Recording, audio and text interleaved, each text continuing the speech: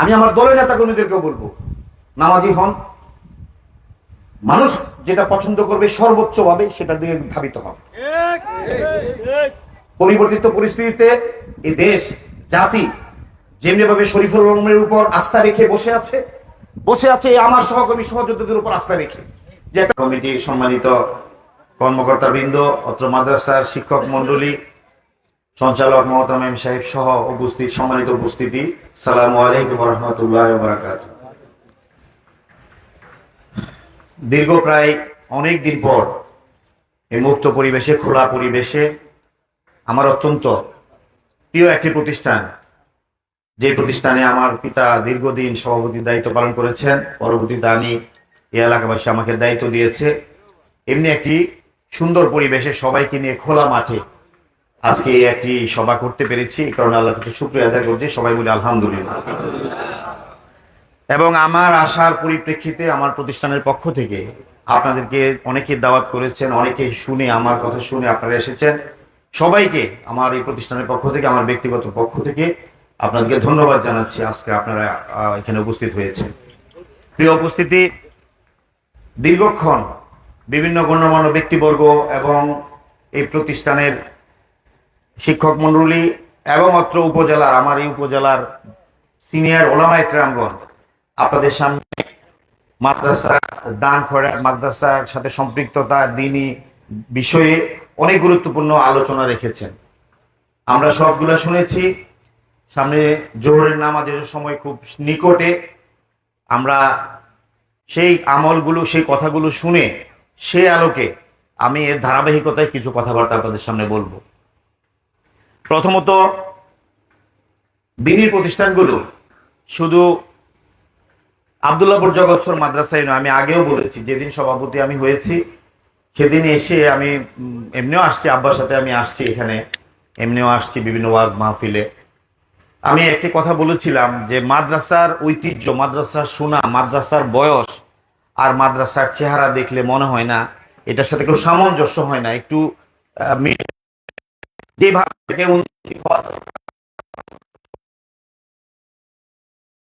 শিক্ষকদের বা বিভিন্ন পরিস্থিতি, ওনাদের চলাফেরা, পারিবারিক জীবন সবকিছু মিলিয়ে আমাদের দ্বীনি প্রতিষ্ঠান, বিশেষ করে কওমি মাদ্রাসাগুলো সেভাবে, সকল মাদ্রাসার কথা আমি বলতেছি, সেভাবে উন্নতি করতে পারি নাই। ধাপে ধাপে বিভিন্ন ভাবে এই কওমি মাদ্রাসার উপর নানাভাবে নানা খরচ নেমে এসেছে। অনেকভাবে জঙ্গি বিভিন্ন ধরনের আখ্যা দিয়ে বিভিন্ন সময় এটাকে দাবিয়ে রাখার জন্য অনেক ধরনের প্রক্রিয়া হয়েছে। আমরা সেই পরিবর্তিত পরিস্থিতি থেকে আজকে বের হয়ে এসেছি। আল্লাহ যদি সহায় থাকে, আমরা একটা কথা বলতে পারি যে আমরা মুসলমান, এদেশের শতকরা 90-95% মুসলমান এই বাংলাদেশে। আমরা সকল ধর্মকে শ্রদ্ধা রেখে বলতে চাই, যার যার কর্ম, যার যার ধর্ম আমরা পালন করব যার যার অবস্থান থেকে। এদেশে শতকরা 90% মুসলমানের দেশে আমরা বিভিন্ন সময় বিভিন্নভাবে দ্বীনি প্রতিষ্ঠানগুলো আশাতীত সেভাবে আমরা সহযোগিতা করতে পারি নাই, বা সরকারিভাবে সেই সহযোগিতাগুলো পরিপূর্ণভাবে তারা পেত না। আজকে আমরা সামনে 13ই ডিসেম্বর ওয়াজ মাহফিল, আমরা প্রতি বছরই এই মাহফিলটা করি। শুধুমাত্র এই এলাকার মানুষের যে দরদ, এই যে আন্তরিকতা এই প্রতিষ্ঠানের প্রতি, এটা রামদি ইউনিয়ন বলেন, আর গভীর আবদুল্লাহপুর ইউনিয়ন বলেন, সালোয়া ইউনিয়ন বলেন, আর এই পৌরসভা বলেন, উসমানপুর বলেন, আর ফরিদপুর বলেন, এবং আমাদের ছয়সুতি বলেন, সমস্ত ইউনিয়নের সর্বস্তরের মানুষের একটা আবেগের এবং একটা জায়গা হইল এই আব্দুল্লাহপুর জগৎসর মাদ্রাসা। এবং বিশেষ করে এই এলাকার আশেপাশের মানুষের যে আগ্রহ, প্রতিষ্ঠানের কমিটি, সকল সাধারণ মানুষ, সকল যারা যার যতটুকু সামর্থ্য আছে উজাড় করে সহযোগিতা করে। বাড়িতে যদি একটা মুরগির খামার বা মুরগির করেন, প্রথম যে ডিম দেয় ওই ডিমটাই নেই মাদ্রাসায় দেয়। একটা গাছ লাগায়, গাছে যদি প্রথম ফলটা হয় এই মাদ্রাসা পাঠায় দেয়।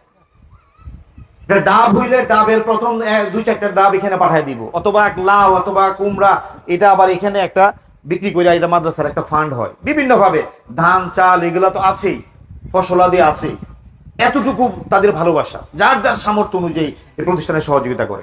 এটা আমি অনেক প্রতিষ্ঠানের সভাপতি, আমি আমার জানা মতে আমি প্রায় 10-12টা প্রতিষ্ঠানের এই কুলিয়ারচরের বাইরেও আছি, কিশোরগঞ্জে আছি, ব্রাহ্মণবাড়িয়া আছি, ঢাকাতে আছি, এই যে সাইকুলার হিসাবে মাদ্রাসাতে জড়িত আছি, আমাদের আনসারি হিসাবে মাদ্রাসা বেরতলা ব্রাহ্মণবাড়িয়া, সেখানে আমি সভাপতি, সব বেরোতে যাই।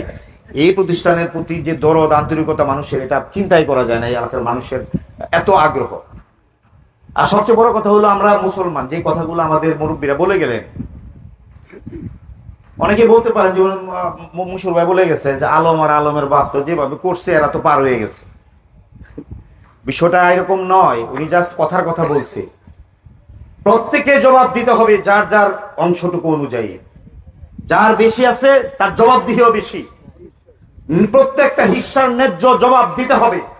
এই সম্পদের মালিক যদি মনে করি আমি আমাকে দিয়েছে, আমি আমার যা খুশি তা করবো, আমি আমার মতো করে টাকা পয়সা উড়াবো আর এই সুখ স্বাচ্ছন্দ্য করবো, আর আমার আত্মীয় স্বজনের খবর নাই, আমার আশপাশের বাড়ি খেতে পারে কিনা খবর নাই,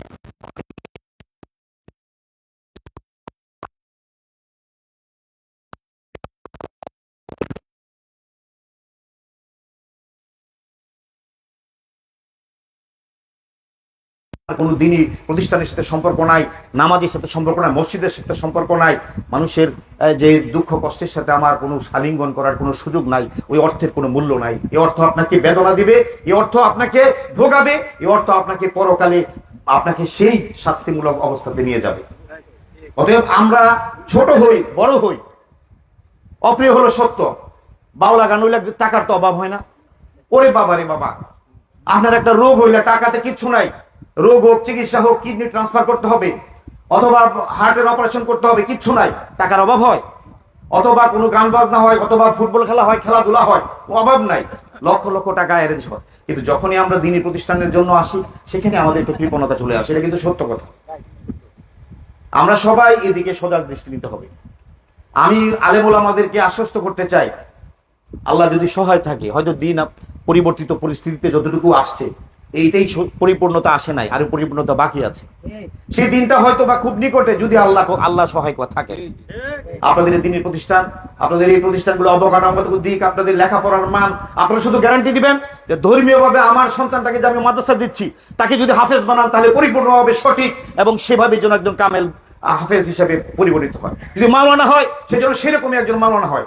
আপনার কাছে আমরা চাই শিক্ষা, আর আপনারা দিবেন আমাদেরকে, সন্তানদেরকে সুসন্তান হিসেবে গড়ে তুলবেন। আপনাদের পরিবেশ আমরা দেওয়ার চেষ্টা করবো সরকারি ভাবে।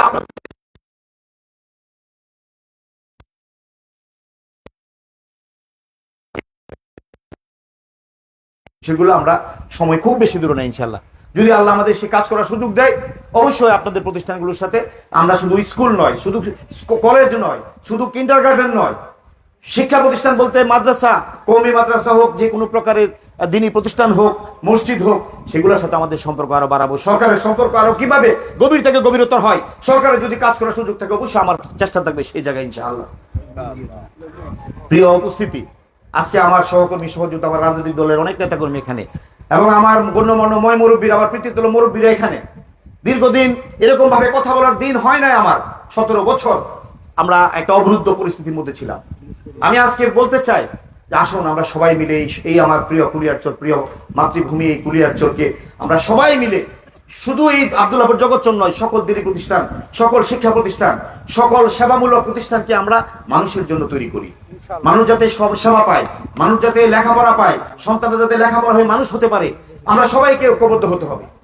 দলবাজি করে, টেন্ডারবাজি করে, আর দলের শুধু আমি নেতা, আমার চেয়ার, আমার এগুলোর থেকে বাদ দিয়ে মানুষের কল্যাণে মানুষ কি চাই সেটাকে আমরা বেশি গুরুত্ব দেওয়ার চেষ্টা করি। তাই সকলের সহযোগিতা চাই। আমি নামাজ খুব কাছে, আজকে বিস্তারিত কথা বলবো না। আমি আমার দলের নেতা কর্মীদেরকেও বলবো, নামাজি হন, মানুষ যেটা পছন্দ করবে সর্বোচ্চ ভাবে সেটার দিকে ধাবিত হন। পরিবর্তিত পরিস্থিতিতে এই দেশ জাতি যেমনি ভাবে শরীফুল আলমের উপর আস্থা রেখে বসে আছে আমার সহকর্মী সহযোদ্ধাদের উপর আস্থা রেখে, যে একটা সুশৃঙ্খল নেতা,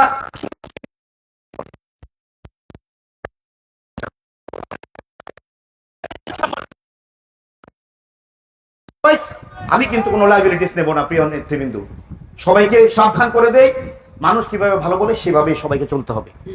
আজকে সেই লক্ষ্যে আপনাদের দুঃখ কষ্ট আমি জানি, আপনাদের এই যে অবিরাম পরিশ্রম আমার জানা আছে, সেটা সময় বলে দিবে আমি আপনাদের জন্য কোথায় কি করতে হবে।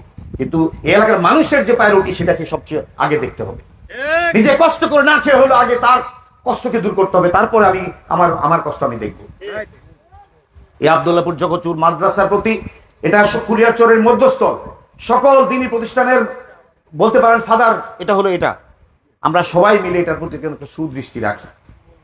এখানে আমরা 180 ফিট বাই 27 ফিট একটা বিল্ডিং এর কাজ ধরেছি, প্রায় 60 থেকে 70 লক্ষ টাকা এখানে প্রয়োজন।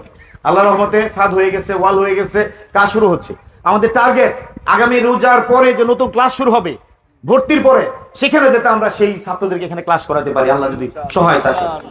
তো সেই লক্ষ্যে আপনাদের সকলের সহযোগিতা প্রয়োজন, সকল পর্যায়ের মানুষের সহযোগিতা প্রয়োজন। সহযোগিতা করে যাচ্ছেন অব্যাহতভাবে সবসময়, আগামী দিনে আপনাদের সহযোগিতা চাই। 16-13 তারিখে মাহফিল, আমরা যেখানে উপস্থিত আছি আমরা জানি না, 1 সেকেন্ডের কোনো ভরসা নাই, আছে? তাহলে 17 তারিখে যে আমি মাহফিলে উপস্থিত হতে পারবো এটা কোনো গ্যারান্টি আছে?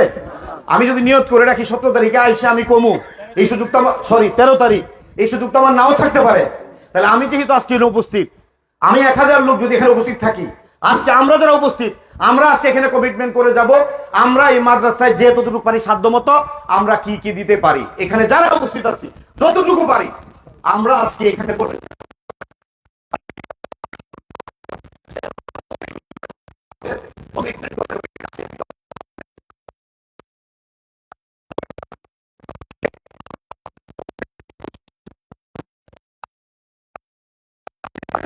পারেন, পারেন, অর্থ পারেন, টাকা পারেন, যাই পারেন আপনারা একটা সহযোগ করবেন। ওয়াজেরও একটা উদ্দেশ্য থাকে, আপনারা জানেন, যেটা উলামায়ে কেরামগণ বলছে। কি বলছেন? দুটো জিনিস, একটা হলো আমাদের এই শীতের সময় মূলত এই মাহফিলগুলো হয়, সারা দেশের বরেণ্য আলেম ওলামাদের নিয়ে আমরা দিনের ক্ষেত্রে আমাদের যে অজ্ঞতা, আমাদের যে অন্ধাত্মতা, আমাদের যে অবুঝ, আমরা যেগুলো জানি না, আমাদের সে মাসলা মাসাইল এবং কোরআন হাদিসের আলোকে যে দিনী আলোচনা, এগুলো আমাদের জানা এবং সেই লক্ষ্যে আমল করা, আমাদের জীবনকে গড়ে তোলা। দ্বিতীয়ত, প্রত্যেকটা প্রতিষ্ঠানই ওই প্রতিষ্ঠানের বছর একটা কালেকশনের দরকার পড়ে।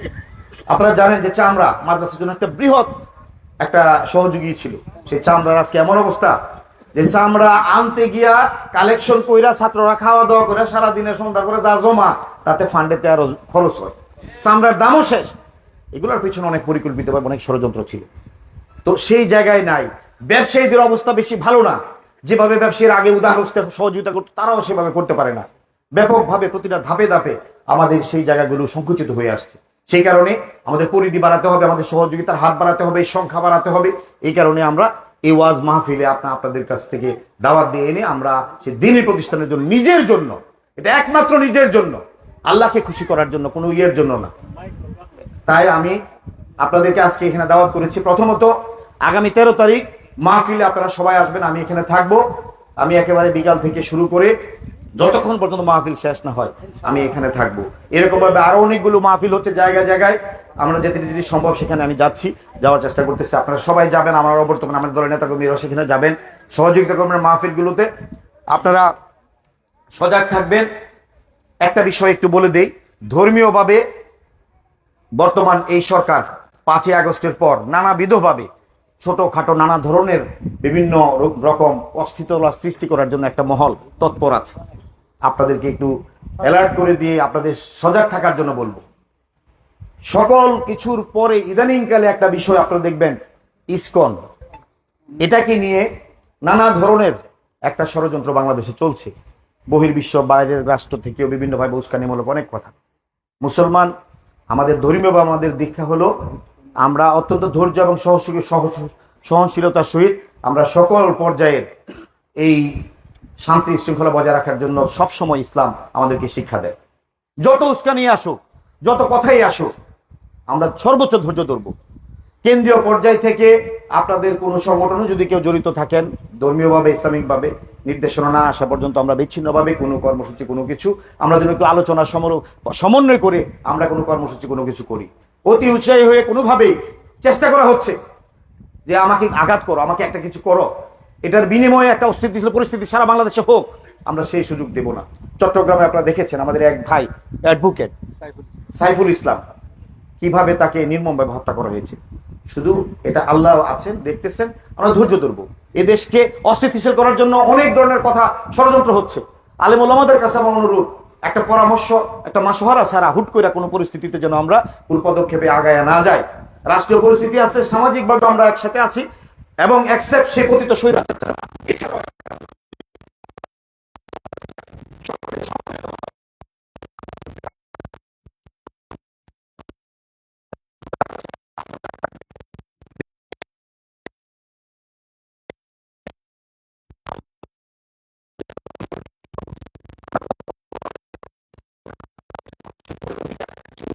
ফিরে আসুন, জনগণের হাতে আমরা জনগণের মালিকানা ফিরিয়ে দিই, তাতে তারা যাকে খুশি টাকা এই দেশ পরিচালনার দায়িত্ব দিক, এটাই আমাদের মূল দায়িত্ব। আমরা কিন্তু সেই দায়িত্ব পরিপূর্ণভাবে পালন করতে পারি নাই, সেই কারণে আমাদেরকে ঐক্যবদ্ধ থাকতে হবে।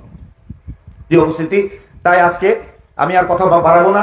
আপনারা সবাই যারা এখানে উপস্থিত হয়েছি, যার যার অবস্থান থেকে আমরা যতটুকু পারি, আমরা আগামী এই মাদ্রাসার জন্য ওয়াজ মাহফিল উপলক্ষে আমরা সবাই সহযোগিতা করব। আমাদের এখানে মাদ্রাসার ছাত্ররা আপনাদের কাছে কাছে যাবে, আপনারা নগদ দিতে পারেন, বাকিও হতে পারে। নাম, গ্রামের নাম, ফোন নাম্বার আপনারা লেখাবেন, আর অ্যামাউন্ট দাঁড়ায়ও বলতে পারেন, ইয়েও বলতে পারেন। এটা এই পর্বটা পরিচালনা করবেন মাওলানা বাহাউদ্দিন সাহেব, উনি এই পর্বটা পরিচালনা করবেন।